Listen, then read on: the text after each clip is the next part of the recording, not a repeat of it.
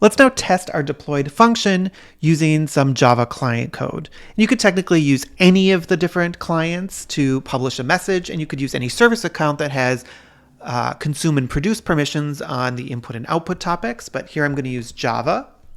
I'm going to use the same service account that we used to deploy the Pulsar function, just because it already has produce and consume, but you could technically make a new service account. I'm going to use the same OAuth 2 token or key that we already have. And then I'm going to show you in just a minute where in IntelliJ you copy the Pulsar version into your properties block and your dependency block. So you'll need to copy those out, but I'm just showing you them here. And then finally, in the producer and consumer section, let's select a tenant. So I'm going to say function tenant, a namespace, function namespace. I'm going to publish to this input topic 1.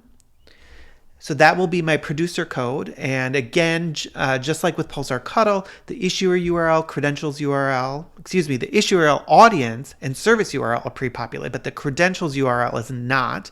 You could do a absolute file path or a relative file path. Here I'm going to do an absolute file path. And then we're going to copy out this code and put it into a class called SNProducer. I'm actually going to start up with the consumer though. So I'm going to switch my topic over to output topic 1.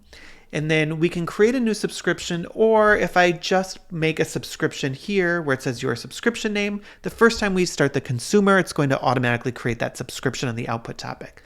There's a reason I'm going to start with the consume first, is because I want to get that subscription in place before I start producing messages. Because if there's no subscription in place and we have no retention policy set, the initial messages that we send could get deleted. So let me get that subscription in place first. So let me hop on over to IntelliJ. So here in IntelliJ, I'm going to create a new class called SNConsumer.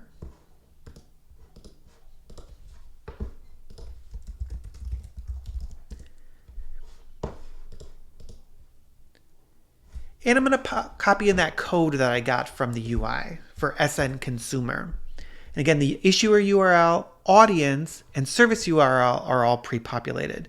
There's 2 I need to fill in. The first is your subscription name. I'm just going to call that my subscription.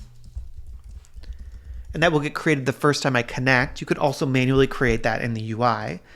And here I've pasted in the absolute path, so that's file:3/, and then for me it's users, my username, desktop, the folder on the desktop, and then that JSON file with the OAuth 2 key.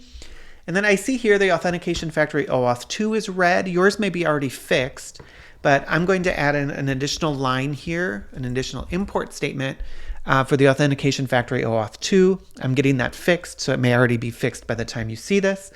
And then in addition, in my POM file, I did already add in a few things. In my properties, I added the Pulsar version here. So that was copied out of the UI. That's in the properties. And then in dependencies, I added in this section here for the Pulsar client. And then you may need to, of course, right-click on that, say Maven, reload project. And at this point, we should now be ready to run our consumer code. So if I go back to my consumer, I can right-click, say run. And what this is going to do, if you look at the code, there's a for loop that is going to wait for 10 messages to be received. So at this point, it probably won't actually do anything because we haven't sent any messages, but the subscription should now be created on our output topic. So again, we're trying to consume from the output topic of the function. So again, make sure this also says output topic 1 because we're trying to consume from the output topic of the function. So here I am back in my UI. Before I go ahead and grab this produce code, let's check our topics. I'll check the output topic, and you can see now we have a subscription called my subscription. Next, I'm going to go back to Pulsar clients. I'm going to go down to click next a few times to get through these.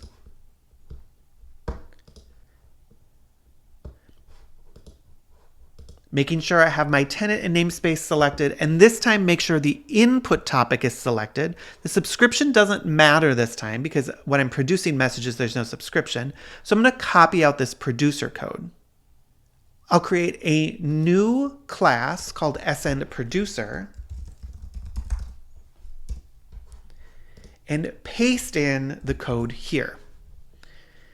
And you can see this one already has the correct import statement for that authentication factory OAuth 2.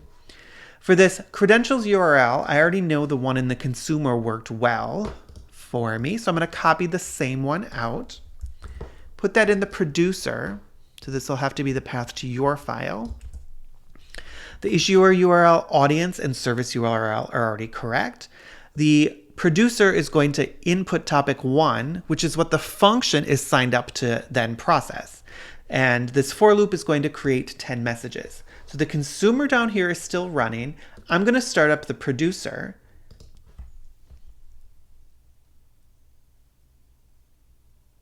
And we see that the producer created 10 messages. If I look at the consumer, we can see that the consumer has received messages. So the movement of those messages from the input topic to the output topic, which then went to the consumer, is being processed by the function. So let's take a look at the function in the UI. We can now see here in the UI that the function says it has successfully processed 10 messages.